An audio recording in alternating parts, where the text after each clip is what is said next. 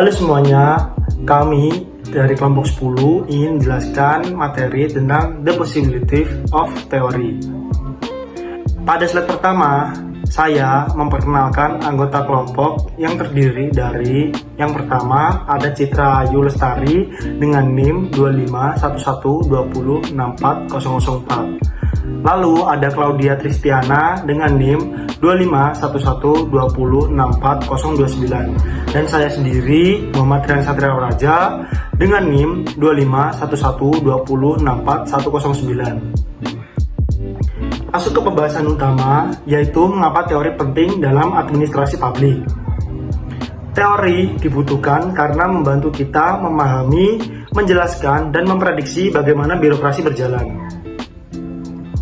Tanpa teori, praktik administrasi hanya akan mengandalkan kebiasaan atau aturan lama yang belum tentu sesuai dengan kondisi sekarang. Dengan teori, kita bisa memilih pola, memahami alasan suatu kebijakan berhasil atau gagal, serta membuat keputusan yang lebih rasional dan terarah. Teori juga membantu mengevaluasi proses administrasi dan meningkatkan kualitas pelayanan publik.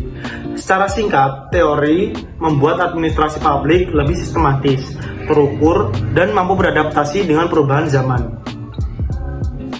Ini saya akan menjelaskan mengenai the use of theory atau kegunaan teori. Bagian ini menjelaskan bahwa teori sangat penting karena membantu kita memahami berbagai fenomena dalam administrasi publik.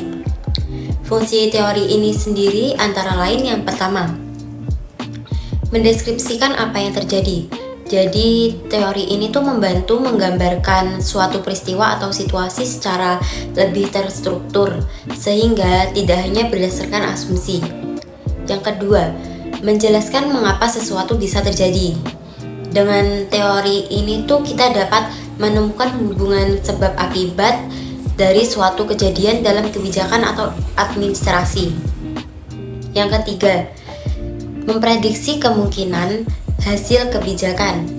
Jadi teori ini memungkinkan kita memprediksi apa yang terjadi jika pemerintah membuat suatu keputusan tertentu. Yang keempat ada memberikan kerangka berpikir yang sistematis. Teori ini tuh mengatur data dan fakta yang sebelumnya berserakan menjadi lebih terstruktur. Ini membantu pengambil keputusan membuat keputusan yang lebih rasional. Jadi dalam administrasi publik ini tuh teori membuat proses pengambilan keputusan tidak hanya mengandalkan intuisi atau pengalaman, tetapi juga pada pengetahuan yang lebih ilmiah dan teruji. Is a useful and reliable public administration theory possible? Meskipun sulit, teori administrasi publik ini bermanfaat tetap mungkin untuk dikembangkan. Dahulu ada perdebatan antara pendekatan tradisional, ini menekankan nilai, intuisi, dan kebijaksanaan, dan pendekatan ilmiah atau behavioral, menekankan data dan metode ilmiah. Keduanya ini justru saling melengkapi. Tetapi administrasi publik dapat menggambarkan fakta empiris dan pemahaman nilai sehingga teori menjadi lebih kuat dan relevan. Jadi inti penjelasan ini yaitu teori itu penting untuk menggambarkan, menjelaskan, dan memprediksi fenomena administrasi publik. Meskipun sulit, teori administrasi publik dapat dibuat berguna dan terpercaya dengan cara menggabungkan pendekatan empiris dan pendekatan yang berbasis dengan nilai.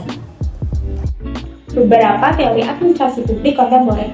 Dalam administrasi publik modern, tidak ada satupun teori yang menjelaskan semuanya. Oleh karena itu, banyak teori-teori yang digunakan secara bersamaan.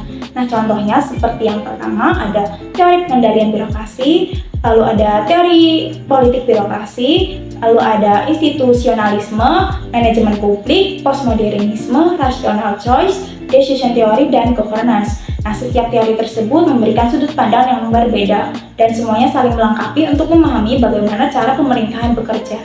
Nah, teori-teori yang disebutkan tadi seperti teori pengendalian birokrasi menjelaskan bagaimana birokrasi dikendalikan oleh aktor-aktor politik. Yang kedua, teori politik birokrasi itu melihat birokrasi sebagai aktor politik yang mempengaruhi kebijakan. Nah, yang ketiga ada institusionalisme, fokus pada aturan, norma, dan struktur institusi yang membentuk perilaku organisasi. Yang keempat ada manajemen publik, menekankan efisiensi, efektivitas, kinerja dalam sektor publik. Yang kelima ada postmodernisme, yaitu menawarkan perspektif kritis terhadap makna, kekuasaan, dan narasi yang besar. Yang keenam ada rasional choice theory, yaitu menganalisis perilaku berdasarkan kepentingan pribadi dan pilihan yang rasional. Yang ketujuh ada decision theory, yang mengkaji proses pengambilan keputusan dalam kondisi yang kompleks. Yang kedelapan ada governance theory, fokus pada kolaborasi antara pemerintah, swasta, dan masyarakat.